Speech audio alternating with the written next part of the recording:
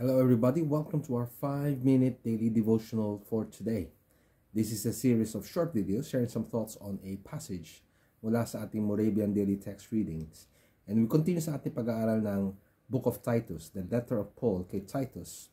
And our passage is taken from Titus chapter 1, verse 10 to chapter 2, verse 5.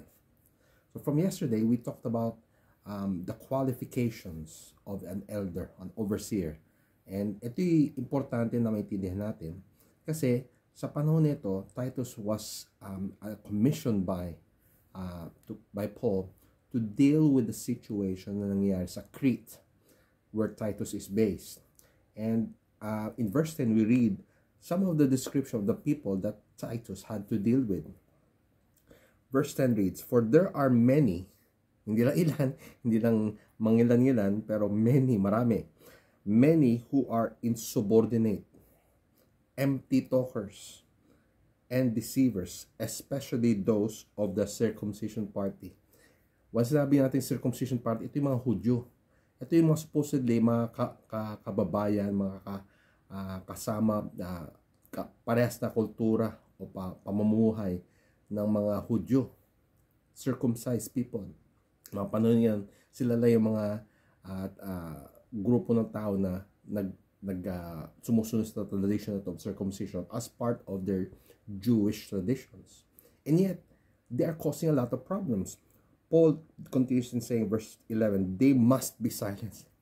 Okay? Dapat i-deal natin yung mga tao yan. Kasi, they are upsetting whole families, buong pamilya. Hindi lang yung isa o dalawang tao lang sa isang household, pero yung buong pamilya na apektuhan. By teaching for their shameful gain, para makinabang sila. What they ought not to teach. Kung yung mga dapat hindi nila ituro nila para makinabang sila. So, selfish motives. Verse 12 even gives a very disappointing or very dishonorable description sa mga tao sa Crete, mga Cretans. One of the Cretans, a prophet of their own. Sila mismo, inamin na nila. Cretans are always liars. Palagi sila nagsisinungaling. Evil beasts, lazy gluttons. Okay? This testimony is true. But can you imagine describing yourself as a liar, evil person, and lazy glutton? Okay? Therefore, and this is Paul's admonition, ito yung hikayat niya kay Titus. Kasi nga, napapahamog buong pamilya. At walang ginawa itong mga sinungaling na Cretans na ito, kundi mga bagay na nakikinabang sila. Sabi ni Pablo kay Titus, rebuke them sharply. Okay? Walang keme, walang pakonsuelo, walang madiplomasyang approach, pero sharply, very clearly, i-rebuke mo sila that they may be sound in the faith.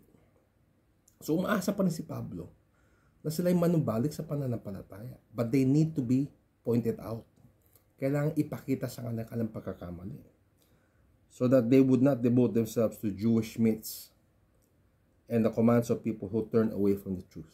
So the only way for them to go back to the faith, manumbalik sa pananampalataya, is for them to know the truth. Malaman nila na may ginagawa sila mali.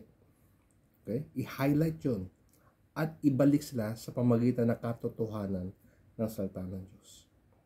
If you know anybody, or you yourself, are struggling with your faith, you need to go back to the truths of the Bible, to the truths of God's Word, so that you will not be moving away from the faith. Paul goes on to say, to the pure, all things are pure. Sa mga dalisay ang puso, lahat ng bagay malinis. But to the defiled and unbelieving, nothing is pure.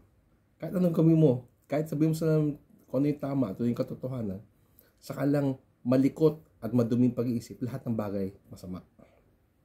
They profess to know God, okay? But they deny Him by their works. Paano nangyayari, Ronald? How do you profess that you know God and deny Him by your works? You do the things na ayaw ng Diyos. You don't do the things na gusto ng Diyos. And in fact, you are harming God's name and the people who follow God. In your own eyes, whatever you do is right. Walang mali sa iyong pag-iisip, sa iyong paningin. Pero, ayon sa salita ng Diyos, ayon sa kalooban ng Diyos, yung ginagawa natin ay masama. That's when you need to ask, am I denying God? Even though I'm professing to know God, am I actually doing God's work? Meron bang pinapagawa sa akin ng Diyos na hindi ko dapat gawin? Na hindi ko pa ginagawa? Meron bang ginagawa na ayaw ng Diyos na gawin ko? These are things that we need to be aware of. Not because we want to condemn ourselves, but for us to know that we need God. And we need Him to bring us back to His loving arms. Be encouraged. If you feel that you're in that position, you simply need to ask God and repent. Ask God to cleanse you and forgive you. And submit yourself to God's word. And He will bring you back. May God bless you as you live out and study God's word.